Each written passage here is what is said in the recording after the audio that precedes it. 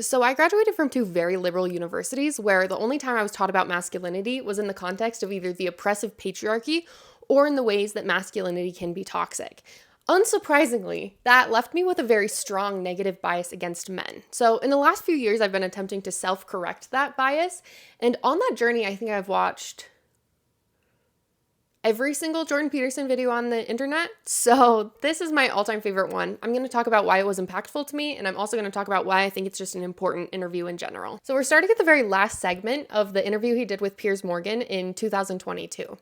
I've got to wrap it up. I don't want to, but I have to. I want to ask you just quickly, the film director Olivia Wilde has a new movie out, which she says is based on you, this insane man, this pseudo-intellectual hero to the incel community. Incel being these weirdo loner men who are despicable in many ways. Is that you? Are you the intellectual hero to these people? Okay, a lot just happened there. I'm going to break it down. In that clip, Piers Morgan is telling Jordan that he is being mocked on the world stage and that people are calling him a pseudo-intellectual and an insane man. But look how he responds to it. Watch his face. She says it's based on you, this insane man, this pseudo-intellectual hero to the incel community. So look at his response. He obviously thinks that it's funny and he seems to be completely unbothered by it. But watch how his face changes as Piers Morgan explains incels. Incel being these weirdo loner men who are despicable in many ways. Is that you? Are you the intellectual hero to these people?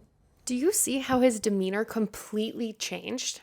Piers is asking him, are you the intellectual hero to these people? But what he's actually doing is saying, hey, I know that you don't want to be associated with these loner weirdos, so I'm going to give you this opportunity on my huge public platform to publicly denounce this group of people. And Piers Morgan is expecting Jordan Peterson to laugh at these people in the same way that he laughed about Olivia Wilde calling him an insane man. Sure, why not? People have been after me for a long time because I've been speaking to disaffected young men. What a terrible thing to do that is.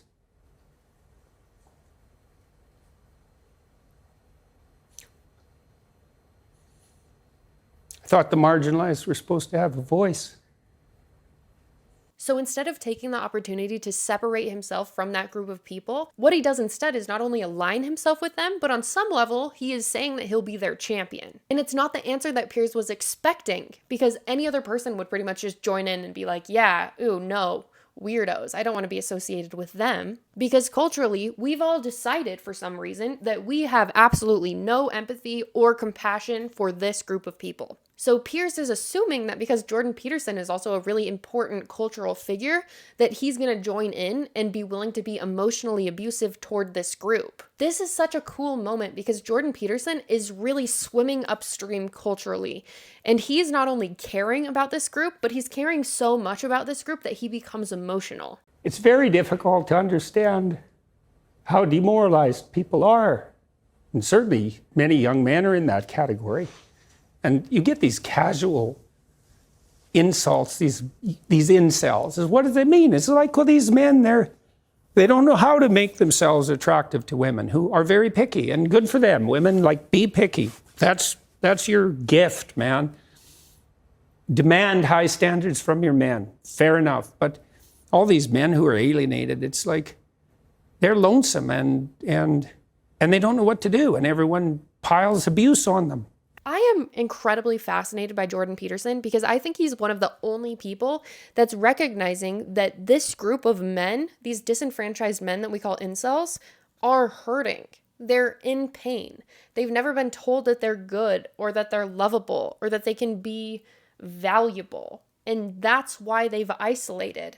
It's not because there's anything actually wrong with them. It's just because they've been taught that there is something wrong with them. And I think Jordan Peterson was really struck by how casually cruel Piers Morgan was in his speech. And it's not about Piers Morgan, because Piers Morgan is just mimicking a belief that is held culturally. And the fact that he has 3 million followers and that he's allowed to speak this abusively about a group of people really highlights what Jordan Peterson is getting emotional about. In the mainstream media, you would not be able to call any other group of people loner weirdos who are despicable in many ways.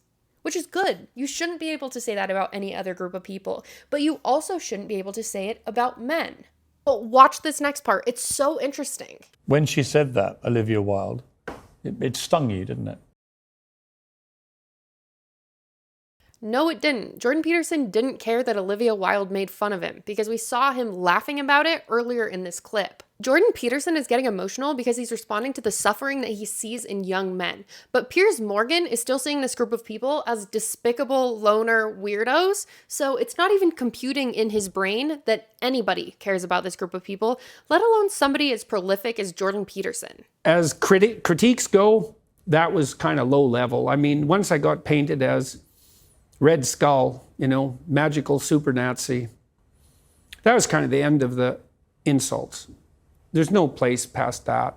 So when Olivia Wilde made those comments, the first thing I did was go look at the preview for a movie, which I quite liked. I thought I would go see that movie probably, and perhaps I will. It didn't really bother me. My family and I talked about it right away, and we were able to respond to it with some degree of humor, which then people completely misunderstood. I said I hope that that if I had to be played by someone, I think it's Chris Wilde, that he's a very good-looking man, and so that seems all right, And then I said something like, I hope he gets my fashion style choice right when he plays me, and it was a joke. All that was a joke. He's completely unbothered. I mean, you've been so controlled today, and yet in that brief moment, you got very emotional. Why? It's really something to see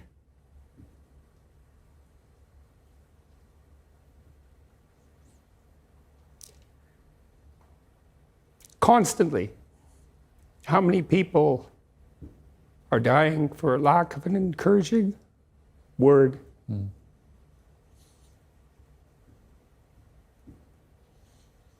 And how easy it is to provide that if you're careful.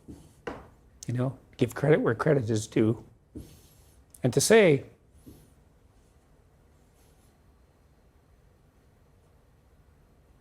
you're a net force for good if you want to be.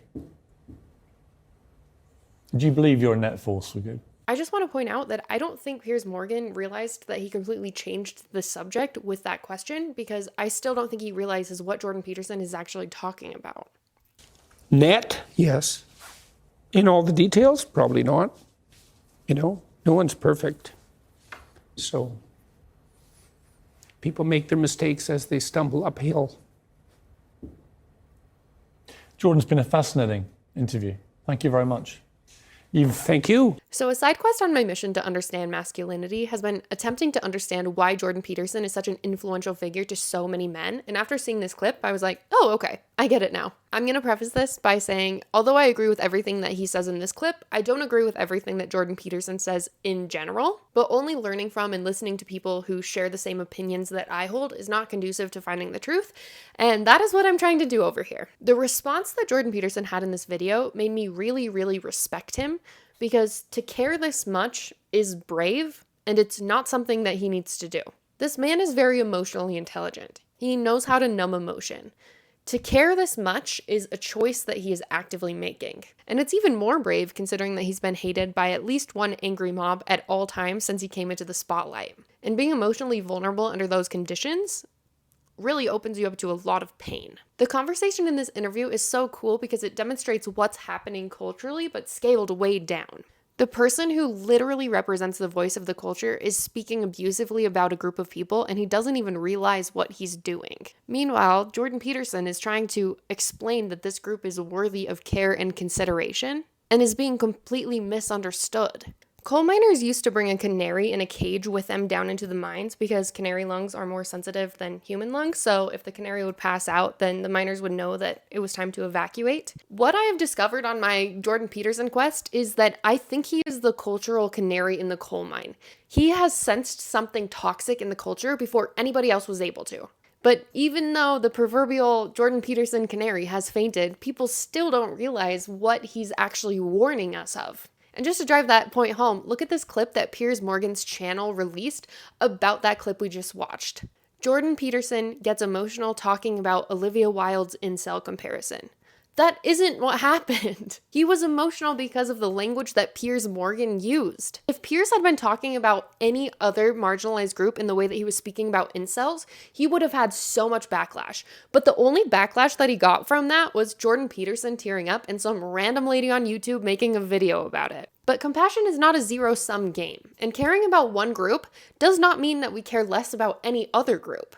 And I now realize that advocating for men is advocating for everybody, because we cannot have a functioning or healthy society without functional and healthy men. I've created this channel to be a source of support for the men who feel that they've been totally ignored or are being actively emotionally abused by our culture. I really value good men, and being a therapist has taught me that most men are much more capable, valuable, good, and necessary than they believe themselves to be. So I would love if you subscribed, because I think it's well past time for our culture to recognize that there are in fact more than a few good men.